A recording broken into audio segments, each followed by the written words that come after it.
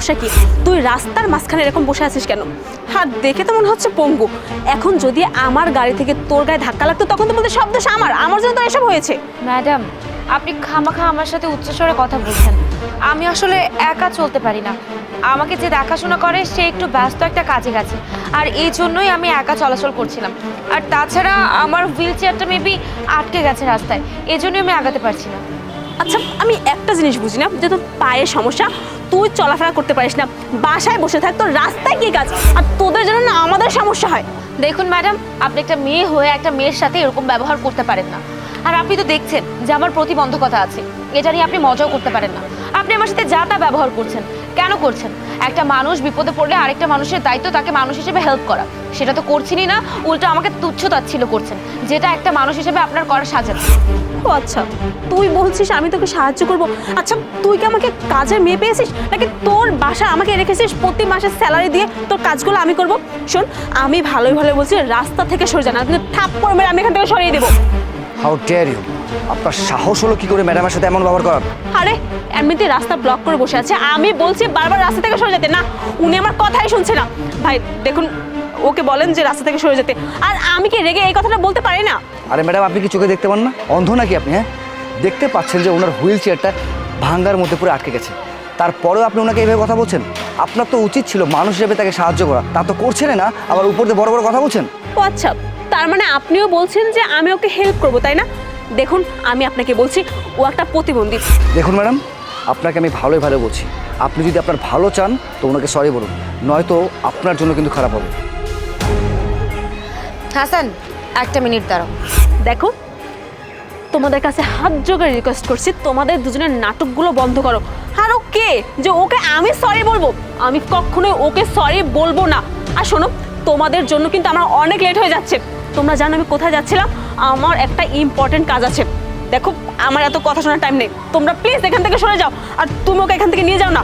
আর শোনো, তোমরা কি জানো যে আমার ভাই এই এলাকার একজন ইন্সপেক্টর। আমার ভাই যদি জানতে পারে তাহলে কিন্তু তোমাদের দুজন কিন্তু খবর আছে। ও আচ্ছা ম্যাডাম, আপনি নিশ্চয়ই ওকে চিনতে পেরেছেন তাই না? ও হচ্ছে আমাদের আরিয়ানের বোন, তাই না? এক মিনিট, তোমরা আমার ভাইকে কিভাবে চিনো? সালাম আলাইকুম ম্যাডাম। ভাইয়া, তুমি এই পঙ্গু মেয়েটাকে সালাম কেন দিচ্ছ? তুই পাগল হয়ে গেছিস? তুই জানিস উনি কে? উনি আমাদের এলাকার নতুন এসপি অফিসার। কি, এই মেয়েটা এসপি অফিসার? হ্যাঁ, উনি হচ্ছেন এই এরিয়ার নতুন এসপি। উনি একজন এসপি হওয়ার সত্ত্বেও আপনার সাথে কত ভদ্রভাবে কথা বলছেন, ভালোভাবে কথা বলছেন, আপনার সাথে মোটেও কোনো খারাপ ব্যবহার করেন। আর আপনি তো চাইলে মন সত্যের খাতিরেও তার সাথে ভালো ব্যবহার করতেন। আপনি শুধু ওনার সাথে কেন, আপনার উচিত প্রত্যেকটা মানুষের সাথে ভালো ব্যবহার করা, কিন্তু আপনি তা করেননি। শুনুন, আমি যদি চাইতাম আপনি যেমন খারাপ ব্যবহারটা করেছেন ঠিক তেমন ব্যবহারটা আপনার সাথে আমি করতে পারতাম, কিন্তু আমি তা করিনি, কারণ আপনার শিক্ষা আর আমার শিক্ষার মধ্যে অনেক তফাৎ আছে। কি হয়েছে এখানে? আর ম্যাডাম, আমার বোন কি আপনার সাথে কোনো বেয়াদবি করেছে? আরে না না, তোমার বোন কোনো অন্যায় করেনি। তুমি শুধুমাত্র তোমার বোনকে নিয়ে যাও, আর বাসায় গিয়ে এতটুকু বুঝাও যে কেউ যদি বিপদে পড়ে তাকে সাহায্য করতে, আর সাহায্য যদি না করতে পারে তাহলে তার প্রতিবন্ধকতা নিয়ে হাসাহাসি ঠাট্টা তামাশা না করতে। আই এম সরি ম্যাম, আসলে আমি জানতাম না যে আপনি এত বড় একজন অফিসার। প্লিজ ক্ষমা করে দিবেন। আমি যদি জানতাম তাহলে আমি কখনো এই বেয়াদবিটা করতাম না, প্লিজ। ও আচ্ছা, তার মানে আপনি যদি আগে জানতেন যে উনি একজন এসপি তাহলে ওনার সাথে আপনি খারাপ ব্যবহার করতেন না, তাই তো? আপনাদের মনুষ্যত্ব কোথায় গিয়ে দাঁড়িয়েছে বলুন তো? আপনি ওনার সাথে কেন? আপনি তো কোনো মানুষের সাথে খারাপ ব্যবহার করার কোনো রাইটস রাখেন না। আর আপনাকে এই অধিকার কে দিয়েছে যে আপনি ওনার সাথে খারাপ ব্যবহার করবেন? দেখুন, উনি একজন এসপি হওয়ার সত্ত্বেও কত ভদ্রভাবে, কত নম্রভাবে আপনার সাথে কথা বলছেন, আর আপনি কি করছেন? তার সাথে মিসবিহেভ করছেন, যত খারাপ আচরণ আপনি তার সাথে করেছেন। এটা কিন্তু করা আপনার মোটেও উচিত হয়নি। I am sorry ma'am, and trust me, আমি কখনোই আর এই ভুলটা করবো না। প্লিজ ম্যাম, ক্ষমা করে দিবেন। সরি ভাইয়া।